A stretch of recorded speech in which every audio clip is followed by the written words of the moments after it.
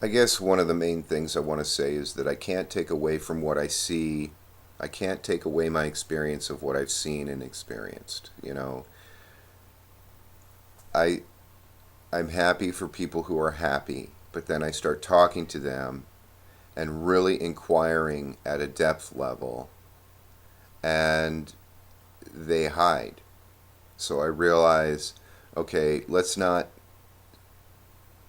analyze these things because it just causes. It's like at night flowers close up and then during the day they open. It's as if you would think that during the day they want to be completely self aware. No, they really don't. It's like life is continually trying to hide itself from what it really is. And the only way it can truly blossom and open up is by diluting itself. It doesn't want to become self aware. This is why I think that a lot of people come to terms with these awarenesses as a process of development. That, only certain people can develop to the point where they can be self aware. Um, sure, I suppose, we learn things and we experience things. But I really don't know that I'm any better now than I was before. I'm just different.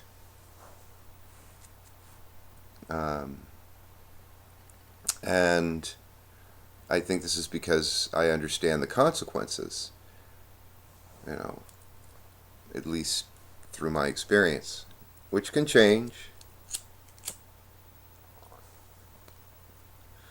But that heated desperation to have some object of my desire at any cost seems far too enslaving to me.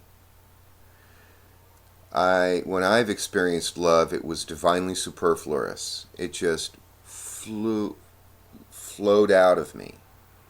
From whence, I don't know. And from where it was going, I didn't care. I was in the experience of love. But then came the conditions of time and the concerns of time. The honey-do list. And I don't mind a honey-do list. When I'm in love, I remember, you know, when I was in the throes of love, sleep, I didn't even need to sleep. I was so in love. I was energized by this feeling that was transcendent of myself. And I came to understand these really productive people as tapping into that. And as I studied these individuals, I realized they stayed in the context in which they thrived. They retained that, and they treated it with respect and awe and humility. And somebody come along and try to analyze it and make them self-aware of it. It's like, no, get away. I'm happy here. I see all these responses, and you know, there are some people that are happy doing terrible, terrible things, and then the opposite occurs, and a balancing out occurs. And then they lose it. Then they realize what they'd lost, and then they go at it again in a more measured manner, in a moderate manner.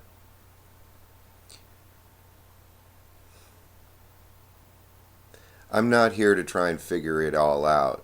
I'm just here to share my perspectives, and it doesn't make me crazy, though I understand that if other people don't get along with me,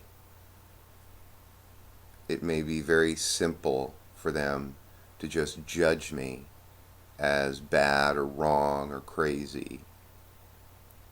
so that they can continue to be in their own little dream and live their own life in the productive way that they live it.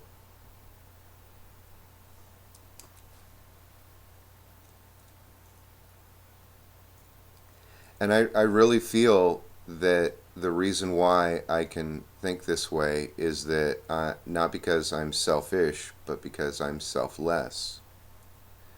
And that at the root of our being, um, there are some tragedies that just shouldn't occur, but trying to make sense of them is not the point. Uh, but I can't make somebody understand that. The concerns of time want to understand things. Then they make up their own reasons.